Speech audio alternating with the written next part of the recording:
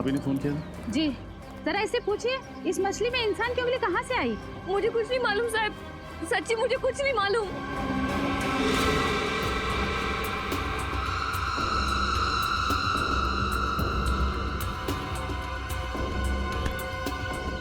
क्या मतलब कुछ नहीं मालूम? ये मछलियाँ तुम ही लाई थी ना? जी साहब, 5 साल से मच्छियाँ बेच रही हूँ, पर आज तक ऐसा कभी नहीं हुआ साहब। ये मछलियाँ तुम्हारा पति पकड़ता होगा? जी, पर वो तो बहुत सीधा आदमी है, उसने कोई गड़बड़ नहीं की। तो फिर ये मच्छी कहाँ से पकड़ के लाया? वो तो नहीं मालूम, वो ही बता सकता है। बुला उसे।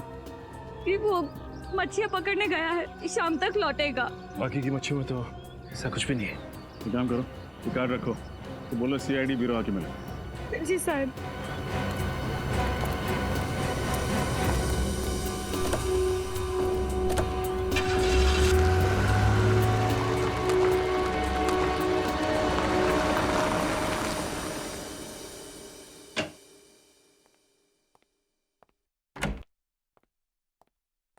रेडी?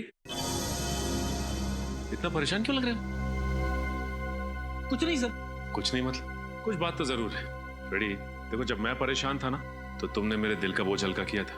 आज मेरी बारी, चलो बताओ क्या है? सर, मुझसे एक बहुत बड़ा जुर्म हो गया है और उस जुर्म का प्रायश्चित तो मैं कैसे करूं समझ में नहीं आ रहा है। जुर्म किया? कैसा जुर्म? कैसे बताऊं सर, बताते हुए भी शर्म आ रही है, खुद पे गुस्सा आ रहा है। मैं इतना बड़ा गुनाह कैसे कर सकता हूँ? अरे ऐसा क्या गुनाह किया है? चलो अब मुझे बताओ प्लीज। एक शर्त पे बताऊंगा। ठीक है, क्या शर्त है बोलो? किसी को बताओगे तो नहीं? अरे फ्रेडी, मैं किसी से कुछ नहीं कहूंगा। देखो तुमने मेरी बात अपने तक रखी थी, तुम्हारी बात भी मैं अपने तक रखूंगा। चलो बोलो। कान में बताऊंगा। ठीक है।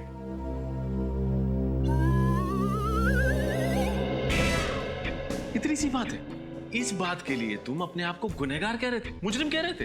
अरे आप हंस रहे हो सर? एक शादीशुदा आदमी के लिए ये एक बहुत बड़ा गुनाह है, बहुत बड़ा गुनाह। आदमी खुद का जन्मदिन भूल जाए तो भी चलता है, लेकिन उसे कभी भी अपनी सासू माँ का जन्मदिन नहीं भूलना चाहिए। अब सारी बात समझ में आई मुझे। तुम अपनी सासू माँ का जन्मदिन भूल गए, राइट? और इस बात को लेके भाभी जी नाराज हो गई, राइट? नाराज? अरे सर, उसने मुझे घर का खाना देना बंद कर दिया है। पिछले 2 दिन से मैं बाहर का खाना खा रहा हूँ। पेट का बैंड बज गया है, बैंड। ये आवाज कैसे? अरे सर कुछ नहीं, फ्रेडी के पेट के रोने की आवाज है सर। फ्रेडी, तुम्हारे पेट के रोने की आवाज थी ये? माय गॉड, कितनी बार कहा है तुम्हें अपने खाने पीने का ध्यान रखो। अरे जाओ जरा दौड़ो, कसरत करो। क्या? चलो जाओ, मछुआरे को लेकर आओ जिसके मछली में से उंगली मिली थी। जाओ और दौड़ के जाओ।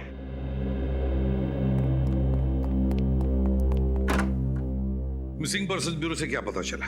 सर इस हफ्ते 5 ऐसी लड़कियों की रिपोर्ट लिखवाई गई है जो मिसिंग है, जिनकी उम्र 22 से 25 के बीच में है। 5 लड़कियां हैं 22 और 25 साल की उम्र की।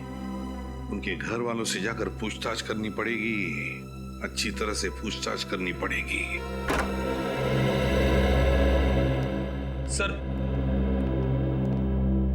अरे वो मछली जिसमें से उंगली मिली थी, कहां पकड़ी थी तुमने वो? साहब, वो मछली मैंने समुंदर से पकड़ी थी। समुंदर से?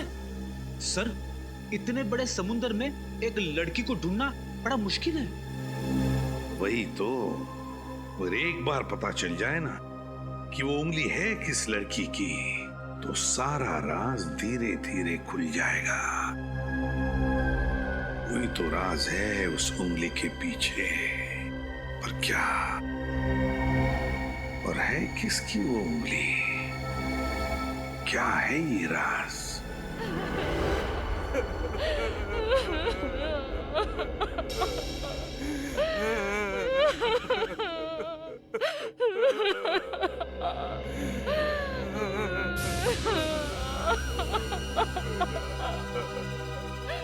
किरण की तो मौत हो गई? सर, हम तो किरण के बारे में जानकारी हासिल करने आए थे, लेकिन यहाँ तो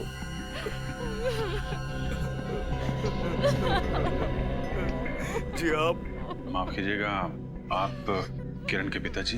हाँ जी, मैं ही हूँ, किरण का भागा पिता। देखिए मैं जानता हूँ ये वक्त गलत है, पर हमें किरण के बारे में आपसे कुछ सवाल पूछने थे। क्या आप पुलिस वाले हैं? हम लोग सीआईडी से हैं। सीआईडी? सीआईडी से? पूछो, क्या पूछना चाहते हो? दरअसल हमें एक उंगली मिली है, कटी हुई उंगली, और हमें शक है कि वो उंगली आपकी बेटी किरण की है। देखिए, हमारी जवान बेटी अब इस दुनिया में नहीं रही। हम लोग वैसे भी बहुत सदमे में हैं, और आप इस तरह की बातें करके हमारे गम का बोझ और मत बढ़ाइए। संभालो अपने आप को। मैं आपका दुख समझता हूँ। क्या किरण को किडनी की बीमारी थी?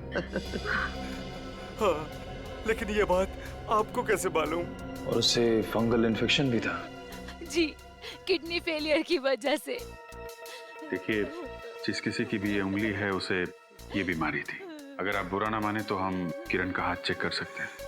बिल्कुल नहीं, मैं इस तरह आपको अपनी मरी हुई बेटी का सबके सामने अपमान नहीं करने दूंगी। शांत हो जा शारदा, इन्हें जांच करने दो। नहीं। ठीक है, अगर आपके लिए जरूरी है तो आप कर लीजिए। Thank you very much.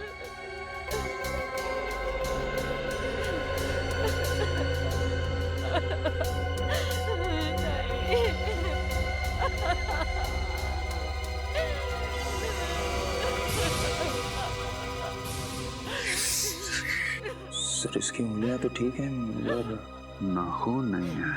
हाँ सर।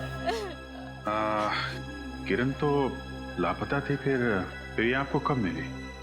कल ही मिली हमें इसकी लाश, आरके हॉस्पिटल के मॉर्ग रूम से। Morgue room? जी हाँ। देखिए, मैं जानता हूँ ये आपके लिए आसान नहीं है, पर हमें किरण की लाश फॉरेंसिक लैब ले जानी होगी जांच के लिए। बिल्कुल शांत हो नहीं, जाओ। आप ऐसा नहीं कर सकते। शारदा, शांत हो जा शारदा। किरण की लाश को फॉरेंसिक लैब भेजने का इंतजाम करो। हाँ सर, ये उंगली किरण की नहीं है ना? हाँ बस, ये उंगली किरण की नहीं है। तो फिर किसकी है सर? ये उंगली किसी 50 से 55 साल के बुजुर्ग की है। लेकिन सर, आप ही ने तो कहा था कि ये उंगली किसी लड़की की है। हाँ कहा था, लेकिन उस वक्त मैंने सिर्फ नाखून के बलबूते पर कहा था। मगर सर, अरे यार, गलती हो गई, मानते हैं हमसे गलती हो गई, हम भी इंसान है बॉस। हाँ हाँ सांख्य यार, मगर प्रॉब्लम ये है कि किरण के घर वाले उसका अंतिम संस्कार करने के लिए ले जाने वाले थे बॉडी। बहुत तकलीफ हुई थी अभिजीत और निखिल को जब वो वहां पहुंचे थे। I am sorry boss, really very sorry. लेकिन अब मैं कंफर्म हूँ, ये उंगली किसी 50 से 55 साल के बुजुर्ग की है और उसे ब्लड कैंसर था। Blood cancer? हाँ सर, और उनको मरे हुए 4-5 दिन हो चुके होंगे। कुछ और पता चला? हाँ, ये देखो बॉस, ये उंगली बहुत बुरी तरह से कुचल गई है किसी भी वजह से। किसी एक्सीडेंट की वजह से? हाँ, हो सकता है। निखिल, एक काम करो, किरण की बॉडी उसके घर वालों को सौंप दो और उनसे कहो कि हमसे गलती हो गई और हम माफी चाहते हैं। रजत, पता लगाना पड़ेगा किसी ऐसे आदमी का जिसकी उम्र 50-55 की है और जिसे ब्लड कैंसर है और जिसकी उंगली बुरी तरह से कुचल गई है एक्सीडेंट में। देखते हैं इस हॉस्पिटल से क्या पता चलता है। एक्सक्यूज मी, हम लोग सीआईडी से आपसे कुछ पूछताछ करनी है। सीआईडी? क्या बात है सर, किसी का खून हो गया क्या? हाँ, हमें ये पता करना है कि कुछ दिन पहले आपके हॉस्पिटल में एक 50-55 साल के बुजुर्ग अपना कैंसर का इलाज कराने आए थे क्या?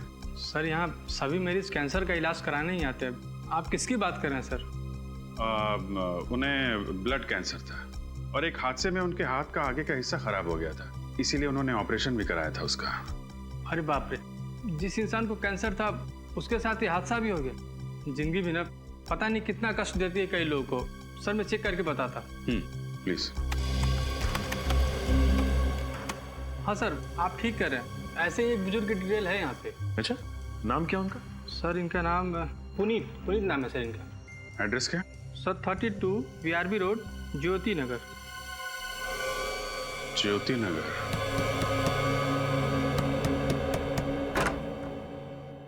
जी कहिए। सीआईडी। सीआईडी? आप लोग मेरे पापा के सिलसिले में बात करने आए हैं ना? क्या वो मिल गए? जी नहीं, दरअसल बात थोड़ी सीरियस है। सीरियस? क्या हुआ सर? सर, मेरे पापा ठीक तो है? जवाब दीजिए सर। बात यह है कि हमें कटी हुई उंगली मिली है। कटी हुई उंगली? जी हाँ, और हमें शक है कि वो उंगली आपके पिता पुनीत जी की है। क्या? ये नहीं हो सकता, नहीं, ये नहीं हो सकता। ऐसा ही हुआ है, यही सच है। कहाँ मिली उंगली? मछली के अंदर। मछली के अंदर से? जी हाँ। लेकिन आप लोग इतने यकीन के साथ कैसे कह सकते हैं कि वो उंगली मेरे पापा की ही है? देखिए, वो उंगली किसी 50-55 साल के आदमी की है जिसे ब्लड कैंसर है। Blood cancer? हे भगवान, मेरे पापा को भी ब्लड कैंसर था। कहीं वो उंगली। संभालिए अपने आप को। ये बताइए, आपके पिताजी गायब कैसे हुए? 3 दिन पहले मेरे पापा फैक्ट्री में काम कर रहे थे तो उनके दोनों हाथ मशीन के अंदर आ गए, और जब मैं उन्हें हॉस्पिटल लेकर गया तो डॉक्टर हटिए, रास्ता दीजिए, मेरे पापा को बहुत दर्द हो रहा है, रास्ता दीजिए, कोई है? डॉक्टर को बुलाओ, डॉक्टर। एक डॉक्टर भी नहीं है मेरे पापा को देखने के लिए। घबराना मत पापा, मैं आपको कुछ नहीं होने दूंगा, ठीक है? Doctor, doctor, doctor, doctor, doctor, doctor साहब, डॉक्टर साहब, डॉक्टर साहब। अरे ऐसे कैसे अंदर घुसे आ रहे हैं आप? मेरे पापा की हालत बहुत खराब है। कहाँ है वो? बाहर स्ट्रेचर पे। आप प्लीज आइए मेरे साथ।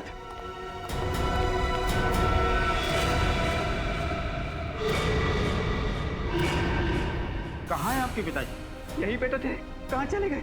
ये कैसा मजाक है? ये मजाक नहीं डॉक्टर साहब, यहीं पे तो थे, मैं भी उन्हें स्ट्रेचर पे लाया था। पापा, पापा, पापा, नर्स, मेरे पापा कहाँ हैं? मैं अभी उन्हें स्ट्रेचर पे लेके आया। नहीं, मैंने नहीं देखा आपके पापा को। नहीं देखा, नहीं देखा। पापा, भाई साहब, मेरे पापा कहाँ हैं? हाँ, मेरे पापा कहाँ हैं? मुझे क्या पता? नहीं पता। कहाँ गए मेरे पापा? पापा, पापा, पापा। कौन से हॉस्पिटल में गए थे आप? RK hospital. RK hospital? Sir, ये तो वही हॉस्पिटल है ना जिसके मॉर्ग में किरण की लाश रखी गई थी? कहीं इन दोनों बातों का आपस में कोई संबंध तो नहीं? R K hospital. सालुंके, तरीका सालुंके कहाँ है? हाँ सर, सालुंके सर, वो एक्चुअली सर। एक्चुअली वो कहाँ है? सालुंके कहाँ है? सर दरअसल बात यह है कि मैं क्या कह रही थी। कहाँ है सालुंके? कुछ गड़बड़ किया है क्या उसने? नहीं, ऐसा कुछ नहीं है। ऐसा कुछ नहीं है? वहां क्यों देख रही हो? सालुंके, सर वहाँ पे मत जाइए, वहाँ पे कोई नहीं है। सालुंके, सालुंके, ये क्या बचपना है? नहीं कुछ नहीं, वो मैं क्या मैं क्या? हाँ? जरूर कुछ गड़बड़ की है तूने। नहीं गड़बड़ कुछ नहीं की, बस। तो फिर ऐसे छुप के क्यों बैठा? मैं निकलता हूँ, बाहर निकलता हूँ, लेकिन एक शर्त है। अरे फिर बचपना? तुम मुझे कुछ कहोगे नहीं। तू पहले बाहर आ। हाँ निकलता हूँ, निकलता हूँ। क्या हुआ बता? क्या गड़बड़ की है तूने? नहीं गड़बड़ कुछ नहीं की है बॉस, मैं तुम्हें कुछ बताना चाहता हूँ। क्या बताना चाहता है? बॉस, वो जो उंगली है, हाँ, वो उंगली एक लड़की की भी है और एक आदमी की भी। क्या कहा तूने? ये उंगली एक लड़की की भी है और एक आदमी की भी? हाँ। क्या बात कर रहे हैं सालुंके साहब? एक उंगली तो एक ही इंसान की हो सकती है ना। अब ये उंगली एक आदमी और एक लड़की दोनों की कैसे हो सकती है? वो इसके रजत, ये पूरी की पूरी उंगली है तो पुनीत जी की, लेकिन उस पर जो नाखून लगा हुआ है वो है किरण का। ये उंगली है पुनीत की, पर नाखून लगा है किरण का। मतलब तुम्हारे कहने का मतलब है कि नेल ग्राफ्टिंग किया है? एग्जैक्टली बॉस, यही मैं कहना चाहता हूँ बॉस। ये जो उंगली थी ये कुचली हुई थी, और इस कुचली हुई उंगली पर किसी का नेल ग्राफ्ट किया गया है। नेल ग्राफ्टिंग का मतलब है अगर नाखून टूट जाए तो उसकी जगह पे ऑपरेशन के जरिए किसी और का नाखून लगवाना। अरे वाह, आज सूरज किधर से निकला भाई?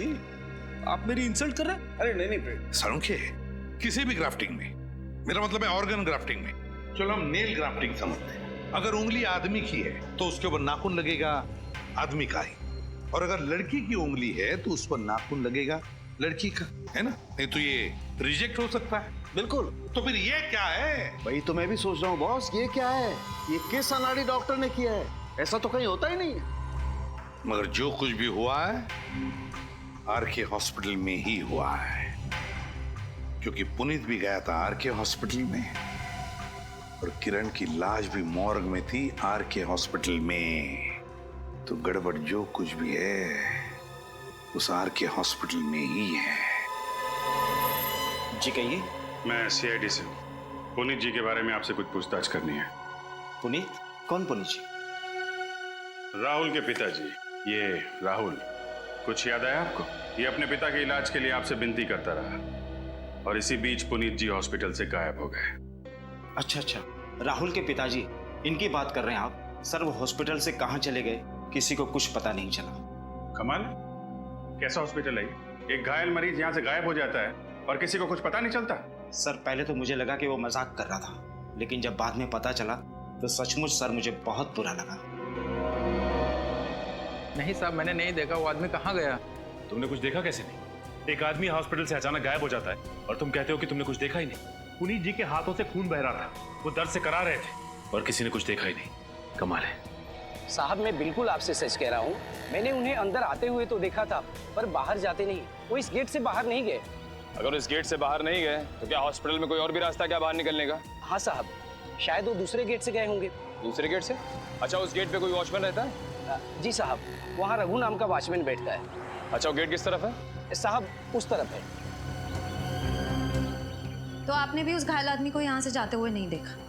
जी नहीं। कमाल है। एक्सक्यूज मी, मेरा नाम सारिका है। मेरे डॉक्टर राकेश कल अपॉइंटमेंट है नेल ग्राफ्टिंग के लिए। एक मिनट में। हेलो डॉक्टर, मिस सारिका आई है आपसे मिलने के लिए। ओके डॉक्टर, आप जा सकती हैं। Thank you. यहाँ नेल ग्राफ्टिंग भी होती है? जी हाँ, नेल ग्राफ्टिंग होती है यहाँ पे। हो, लगता है पुनीत जी का ऑपरेशन यहीं हुआ होगा। आश्रय, कुछ पता चला? सर, नेल ग्राफ्टिंग का ऑपरेशन इस हॉस्पिटल में किया जाता है। इसका मतलब जो कुछ भी हुआ है इस हॉस्पिटल में ही हुआ होगा। हो सकता है सर। हाँ निखिल, ओके ठीक है, तुम हॉस्पिटल के पीछे वाले गेट पे रहो, मैं मिलता हूँ। तुम लोग जरा नेल ग्राफ्टिंग एक्सपर्ट से बात कर लो, मैं अभी आता हूँ। हाँ निखिल। सर, ये रघु हैं। उस दिन गेट पे ड्यूटी पे यही थे, अभी सो रहे हैं। सर, लगता है हमारे देश के आधे वॉचमैन को ही बीमारी है, ड्यूटी पे सोने की। ये बीमारी कम हो जाएगी तो जुर्म भी कम हो जाएंगे। उठाओ इसे। हट हट। क्या यार, इतना अच्छा सपना देख रहा था, तुमने बेवजह जगा दिया। अच्छा, क्या देख रहे थे सपने में आप? देख रहा था मैं हमारे देश के क्रिकेट टीम का कैप्टन बन गया। मैच चल रहा है और आखिरी बॉल पर जीतने के लिए 6 रन चाहिए। मैच खत्म। सीआईडी। माफ करना साहब, ड्यूटी पे सोता है? सोने की पुरानी बीमारी है साहब, छूटती नहीं। अगर फिर से ड्यूटी पे सोया ना तो सीधा जेल में जाएगा, समझा? नहीं साहब, दोबारा ऐसी गलती नहीं करूंगा। अच्छा ये बता, अभी 2-4 दिन पहले इस गेट से किसी बुजुर्ग आदमी को जाते हुए देखा जिनके दोनों हाथ से खून बह रहा था? हाँ साहब, उसे कैसे भूल सकता हूँ मैं। कहाँ जा रहे हैं? इलाज करवाइए ना। अरे बीमारी मुझे बहुत काम याद आ गया। मैं बाद में आऊंगा। उसके बाद वो दाएं तरफ की ओर चला गया था। दाएं तरफ? दाएं तरफ क्या? दाएं तरफ शायद ऑटो स्टैंड की तरफ चला गया होगा वो। इधर आगे ऑटो स्टैंड है क्या? हाँ साहब। ठीक है, चलो देखते हैं। अरे सुनो, यहाँ इधर पीछे हॉस्पिटल से 2-3 दिन पहले एक आदमी आया था जिसके दोनों हाथ से खून बह रहा था। उसको तुमने देखा था क्या?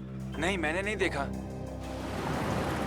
अरे सुनो भाई साहब, ये सामने वाली हॉस्पिटल से 2-3 दिन पहले एक आदमी आया था जिसके दोनों हाथों से खून बह रहा था। कहीं छोड़ा उसे अपने ऑटो में? अरे सुनो भाई साहब।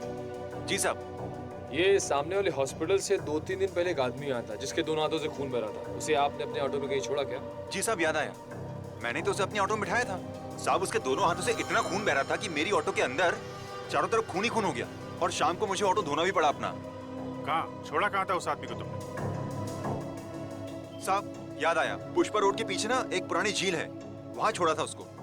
सर, ऐसी हालत में एक आदमी इलाज कराने के बजाय पुरानी झील की तरफ क्यों जाएगा?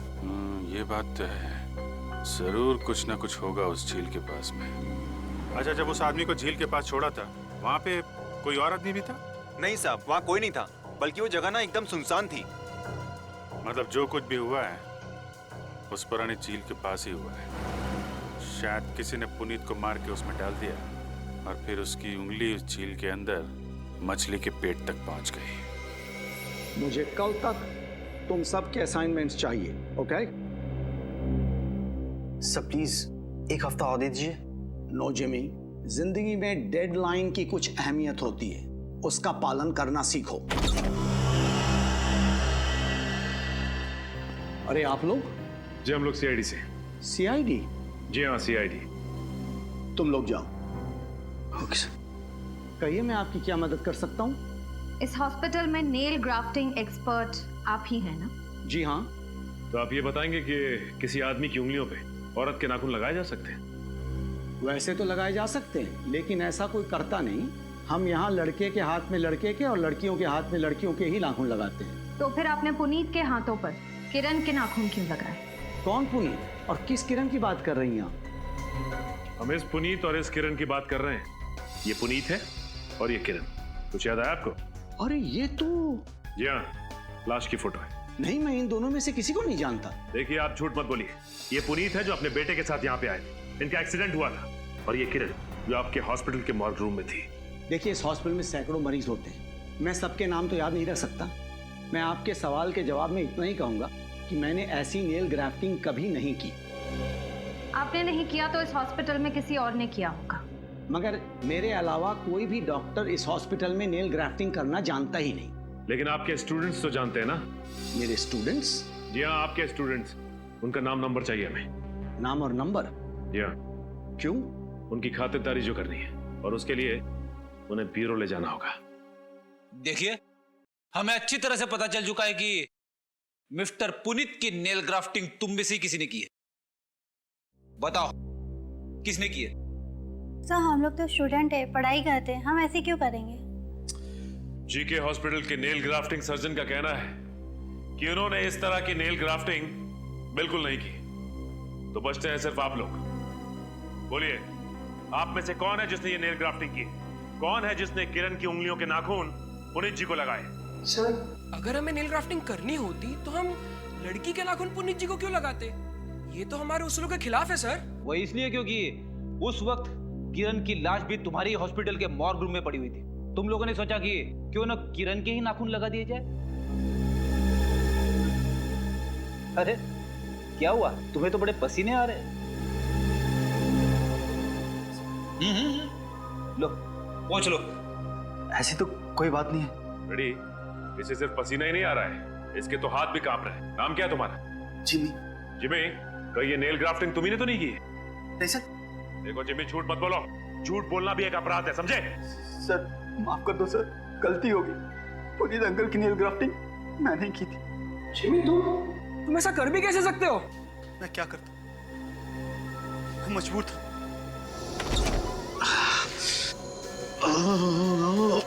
ओह नो, ये कैसे हुआ? आपका तो बहुत खून बह रहा है। काम करते वक्त बेचारे का हाथ मशीन में आ गया। बेटा उंगलियों के नाखून खराब हो गए।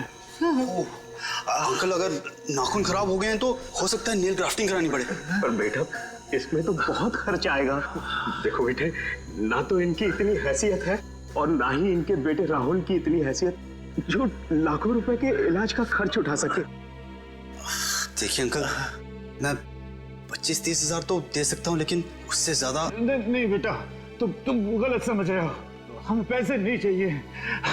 तुम्हें नेल ग्राफ्टिंग आती है ना? हाँ अंकल।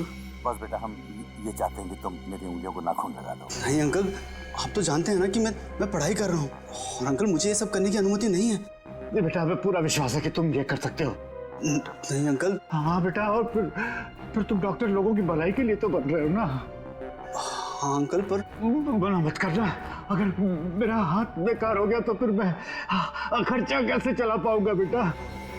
ठीक है अंकल, मैं आपके लिए करूंगा, लेकिन अभी नहीं, रात को। और आप लोग पिछले दरवाजे से आना प्लीज अंकल। इसके बारे में किसी को पता ना चले। नहीं बेटा, किसी को भी पता नहीं चलेगा। इस बारे में राहुल को भी मत बताना। ठीक है अंकल, आप अपना ख्याल रखना। शुक्रिया बेटा। सर पुनीत अंकल राहुल को ये बात इसलिए नहीं बताना चाहते थे क्योंकि वो जानते थे कि इलाज के लिए पैसा ना होने की बात सुनकर राहुल बहुत उदास हो जाएगा। डिप्रेस हो जाएगा। फिर भी तुमने ये गलत काम किया है। अपने डॉक्टरी ज्ञान का गलत फायदा उठाया तुमने। सर मैं क्या करता, जिन हाथों ने मुझे बचपन में झूला झुलाया, चोट लगने पर मरहम लगाया, सर जिन हाथों ने मुझे भूख लगने पर खाना खिलाया, उन हाथों को खून से लहूलुहान कैसे छोड़ देता? सर मैं पुनीत अंकल के साथ ऐसा कैसे कर सकता था सर? ठीक है, फिलहाल आप लोग जा सकते हैं। जरूरत पड़ने पर हम आपको फिर बुलाएंगे। जी सर। पुनीत जी हॉस्पिटल से सीधा पुरानी झील की तरफ गए थे। उन्हें अब झील के आसपास ही तलाशना होगा।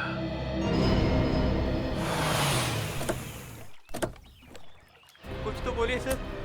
सर आप कुछ बोलेंगे नहीं तो मेरी कुछ समझ में नहीं आ रहा है सर। कहाँ आ गए सर?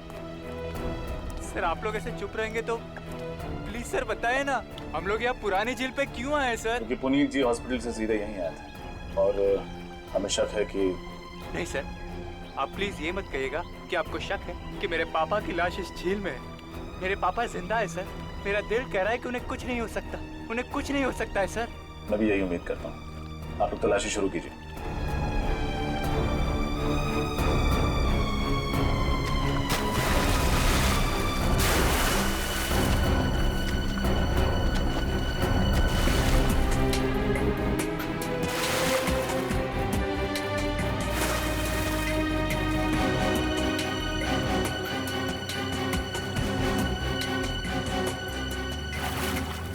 कुछ मिला क्या?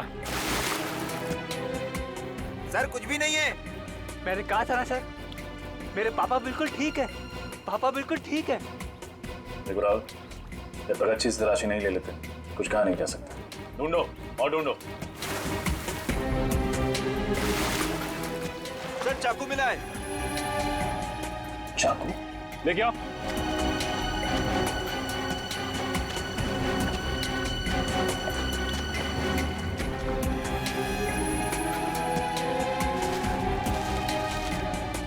और अंदर जाके देखो।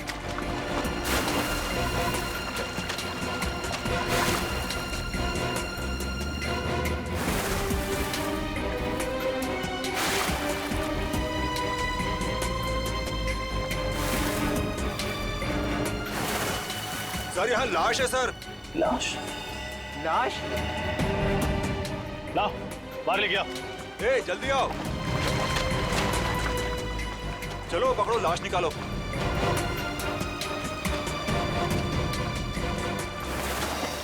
संभाल के।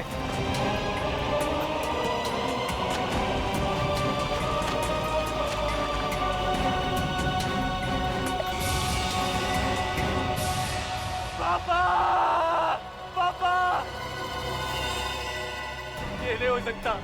आप मुझे छोड़ के नहीं जा सकते। संभालो अपने आप को। वादा कीजिए सर, जिस इंसान ने मेरे सर से मेरे पापा का साया हटाया है, आप उसे जिंदा नहीं छोड़ेंगे। प्लीज वादा कीजिए सर। मैं वादा करता हूँ, जिसने भी पुनीत जी की हत्या की है उसे सिर्फ और सिर्फ फांसी होगी।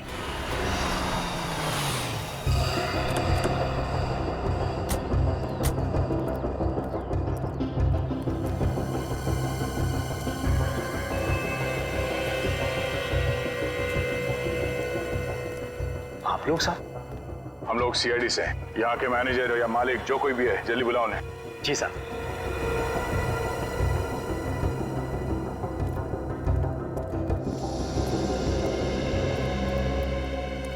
क्या हुआ साहब? मैं इस फैक्ट्री का मालिक हूँ हरीश, और ये है यहाँ के मैनेजर दिलीप। मिस्टर हरीश, आपके फैक्ट्री में पुनीत नाम का एक आदमी काम करता था। हमें उसकी लाश पुरानी झील में से मिली है। लाश? जी हाँ, लाश। जिस दिन उसकी मौत हुई ठीक उसी दिन आपकी फैक्ट्री में काम करते हुए उसका हाथ किसी मशीन में आ गया था ना? हाँ साहब, आया था साहब। लेकिन साहब इसमें मशीन की कोई गलती नहीं है।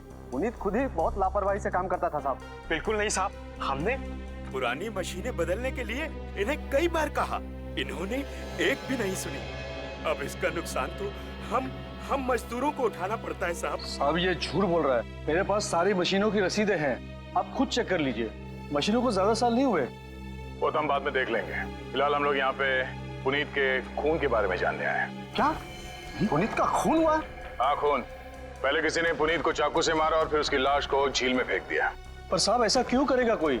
और पुनीत की किसी के साथ कोई दुश्मनी भी नहीं थी। दुश्मनी थी ना, गगन के साथ। अब मुझसे? हाँ, साहब, गगन ने पुनीत से 5,000 रुपए लिए और उसके बार बार समझाने के बावजूद भी ये उसके पैसे वापस नहीं कर रहा था। ये सच है साहब कि मैंने 5,000 रुपए पुनीत से उधार लिए थे, मगर 5,000 रुपयों के लिए मैं पुनीत का खून क्यों करूंगा? क्यों नहीं? तुमने सोचा होगा कि पुनीत को मारकर वो पैसे वापस लौटाने ही नहीं पड़ेंगे। ये क्या बकवास है, सरासर झूठ है साहब। मैंने इनके ऊपर इल्जाम लगाया ना साहब, तो ये लोग उल्टा मुझे ही फंसा रहे हैं साहब। अच्छा, पहले ये बताओ कि जब पुनीत गायब हुआ उस दिन उसका बर्ताव कैसा था? साहब वो काफी परेशान सा था और घबराया हुआ था साहब। परेशान था, घबराया हुआ था, क्यों?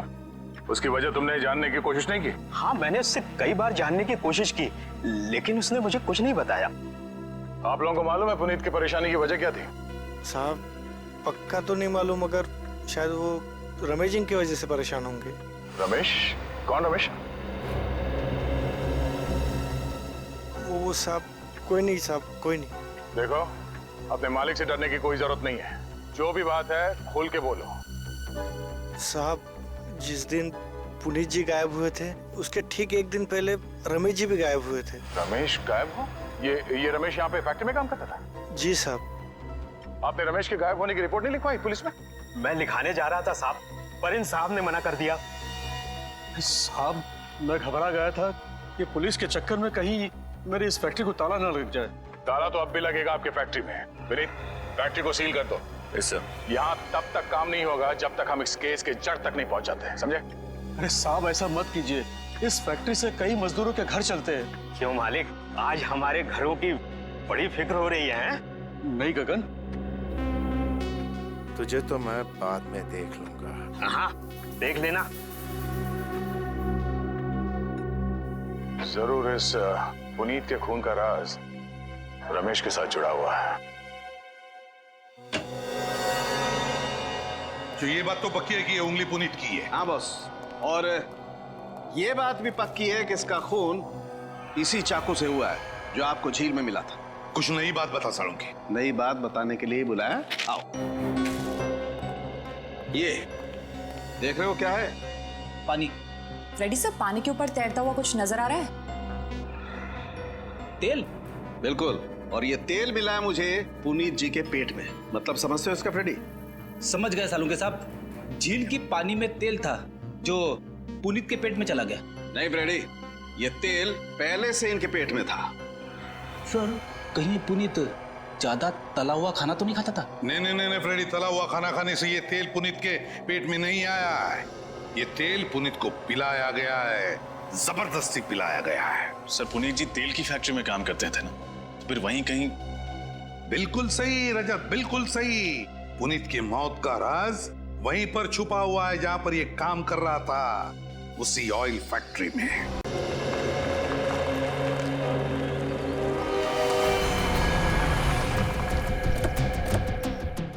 विनीत, तुम यहाँ पे देखो, मैं वहां देखता हूँ।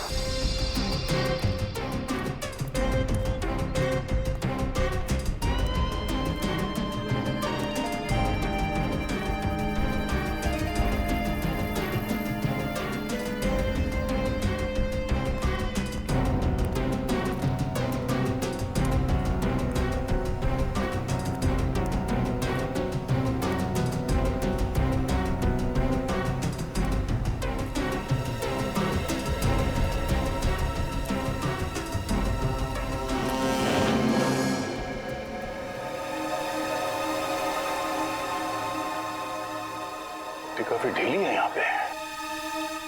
विनीत!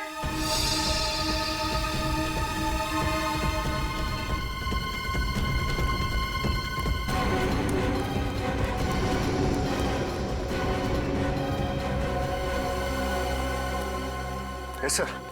एक काम करो विनीत, गाड़ी में से खोदने के लिए कोई सामान लेके आओ। Yes sir.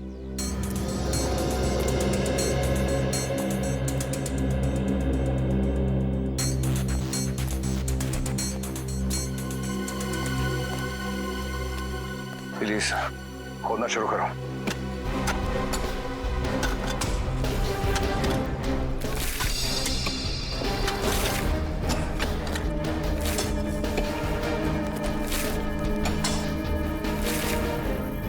एक मिनट,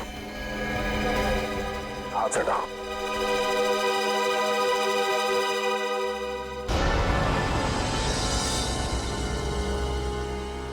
सर कहीं ये रमेश की लाश तो नहीं? साहब, जिस दिन पुनीत जी गायब हुए थे उसके ठीक एक दिन पहले रमेश जी भी गायब हुए थे। हो सकता है जिस बात का डर था वही हुआ। एक काम करो विनीत, इस ऑयल फैक्ट्री के मालिक और यहाँ के वर्कर्स, उन सबको यहाँ पे बुलाओ। Yes sir.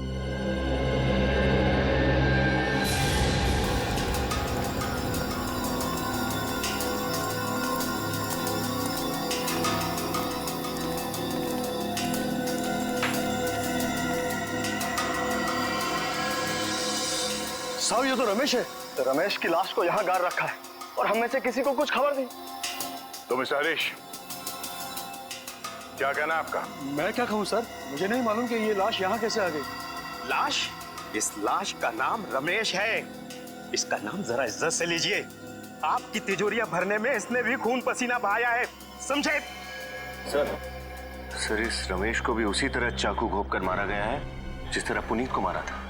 इसका मतलब है दोनों का खूनी कोई एक ही है, और वो खूनी इस फैक्ट्री में से कोई है। नहीं साहब, हम में से कोई रमेश जी को क्यों मारेगा? ये तो हमारे दोस्त थे। कौन किसका दोस्त था और किसका दुश्मन बहुत जल्द पता चल जाएगा। वो कैसे?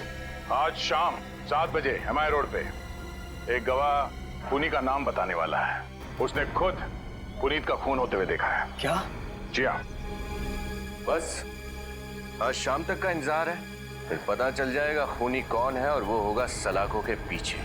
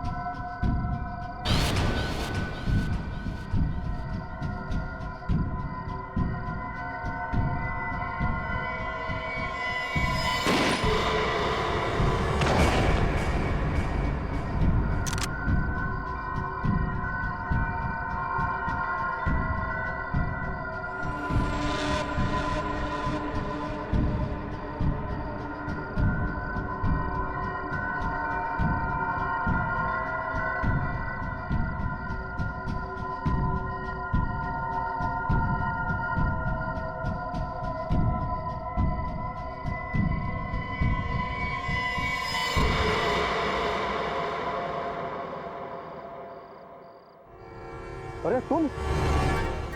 हाँ मैं। तुम जिंदा हो? तुमको क्या लगा मैं मर गया? ये सब बुलेट प्रूफ जैकेट का कमाल है। ये देखो।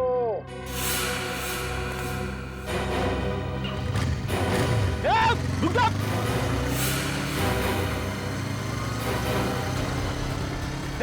रुक जा!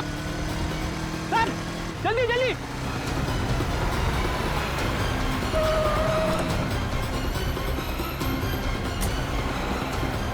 ये आदमी हाथ से छूटना नहीं चाहिए।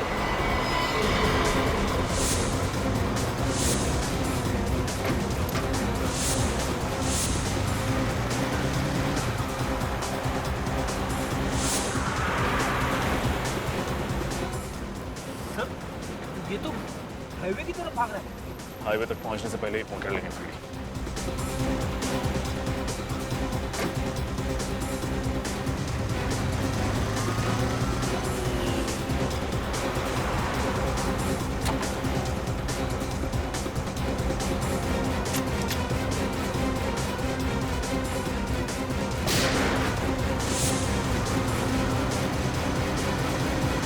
तेरी तो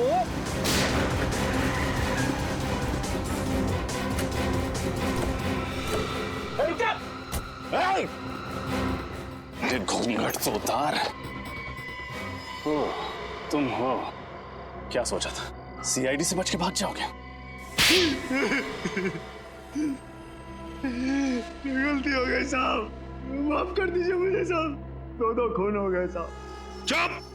दो खून करने को तुम गलती कहते हो? गलती? बहुत बड़ा जुर्म किया है तुमने। क्या करता साहब, और कोई रास्ता ही नहीं बचा था। अच्छा, और कोई रास्ता नहीं था? ऐसी भी क्या मजबूरी थी? क्या मजबूरी थी? सुनाओ मैं। साहब, रमेश के साथ मिलकर मैं फैक्ट्री से तेल चोरी करता था और फिर उसी तेल में मिलावट करके बाजार में ऊंचे दामों में बेचता था साहब। जिस थाली में खाते थे उसी थाली में छेद करते हुए शर्म नहीं आई तुम्हें?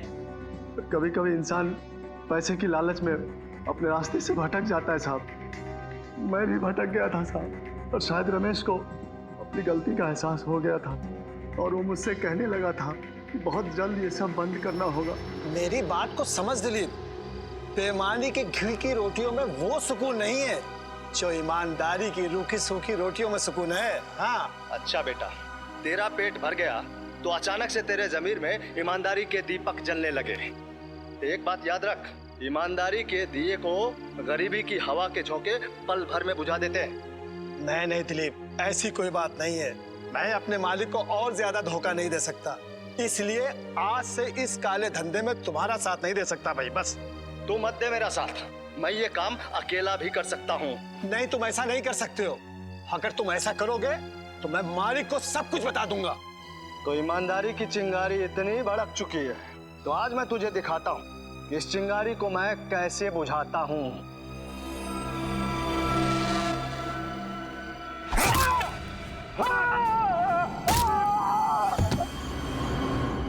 चलो ले चलो इसे, ले चल।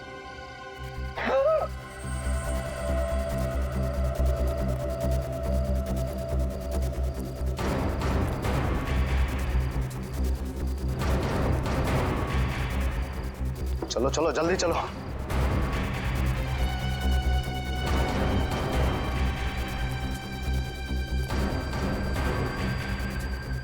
संभालो संभालो संभालो, जल्दी आ जाओ, जल्दी जल्दी करो, कोई देख ना ले।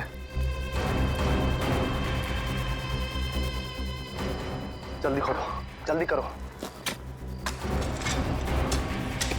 कोई देख लिया तो मुसीबत हो जाएगी। जल्दी करो, इधर से खोदो, खींचो इसे।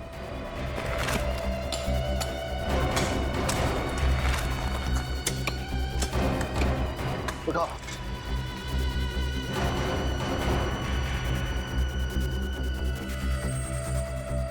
डाल दो, कोई देख लेगा तो मुसीबत हो जाएगी। मैंने देख भी लिया है और सुन भी लिया है। मैं रमेश की कुर्बानी हुई बर्बाद नहीं होने दूंगा। तुम लोग अपने आप को कानून के हवाले कर दो, वरना मैं वरना क्या कर लोगे? अगर तुमने अपना मुंह किसी के सामने खोला तो तुम्हें भी यही सुला दूंगा इसके साथ। मैं तुम लोगों से डरने वाला नहीं हूं। तुम लोग आज ही अपने आप को सीआईडी के हवाले कर दो, वरना मैं खुद सीआईडी को फोन लगाऊंगा। पुनीत, मैं तुम्हें मुंह मांगी कीमत दूंगा, सोच लो, वरना तुम्हारा भी एक बेटा है ना। जाओ, सोच समझ लो अच्छी तरह। रमेश का खून करते हुए पुनीत ने तुम्हें देख लिया तो तुमने पुनीत को भी मार डाला। पुनीत को मैंने उसकी जिंदगी बचाने का मौका दिया था। नोटों से मैंने उसका मुंह बंद करना चाहा था, लेकिन वो अपनी गरीबी में ही खुश था। पैसों की चमक से भी उसकी ईमानदार आंखें चौंधिया नहीं पाई साहब। क्योंकि सच्चा इंसान था वो, एक सच्चा इंसान जिसकी ईमानदारी तुम खरीद नहीं सके, और फिर इसलिए तुमने उसका हाथ मशीन में डाल दिया। हाँ साहब, लेकिन वो खुश नसीब था कि उस समय बच गया।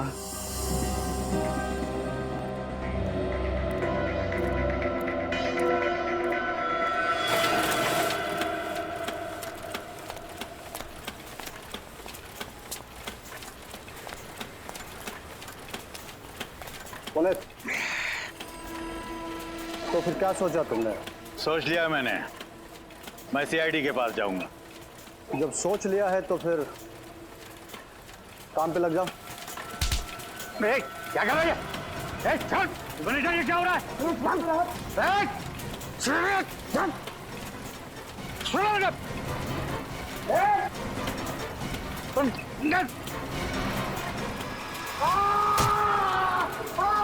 चलो चलो चलो, भागो, छोड़ दो, भागो भागो भागो।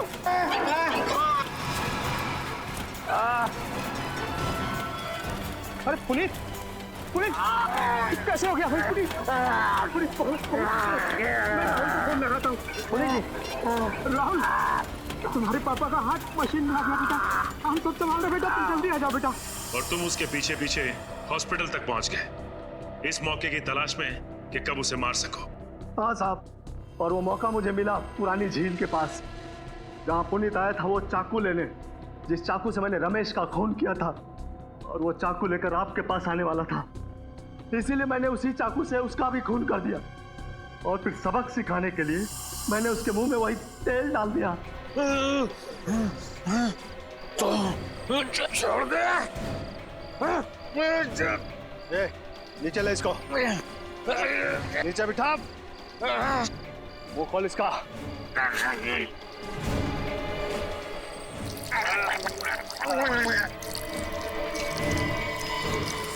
और उसी तेल ने तुम्हें पकड़वा दिया। तुम्हारे जुर्म की पूरी दास्तां कह दी उस तेल ने। अब सरते बैठना जेल की सलाखों के पीछे, फांसी का ऑर्डर आने तक हिसाब लगाते बैठना कि कहीं ये बेईमानी का तेल तुम्हें महंगा तो नहीं पड़ा।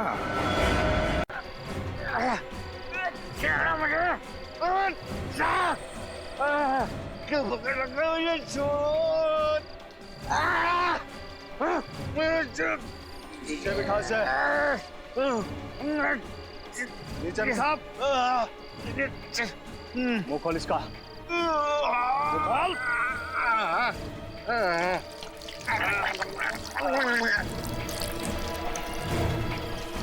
देख लिया ना उससे पंगा लेने का अंजाम, उससे पंगा लेगा।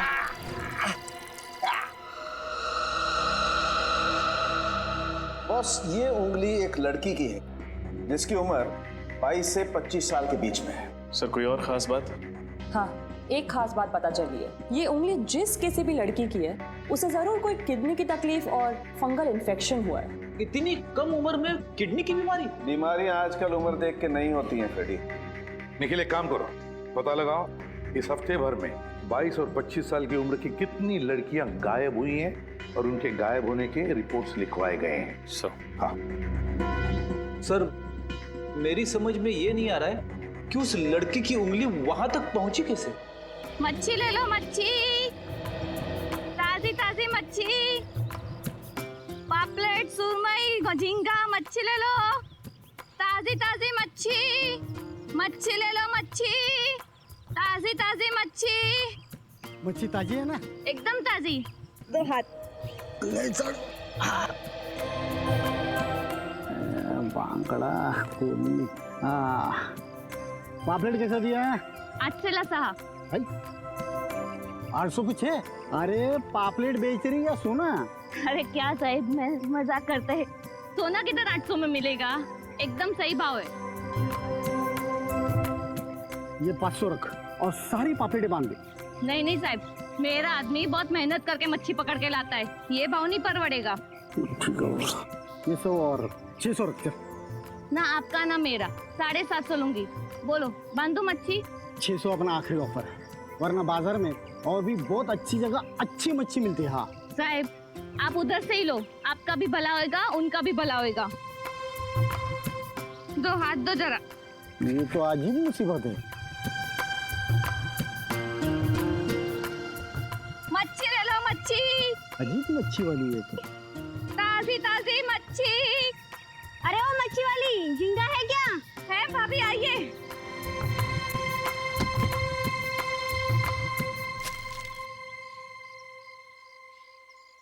मच्छी ले लो, मच्छी।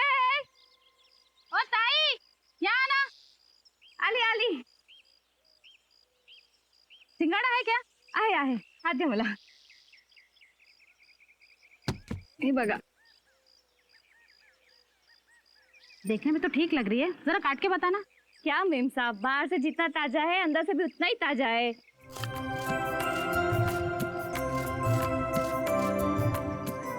ये देखो। ये क्या है?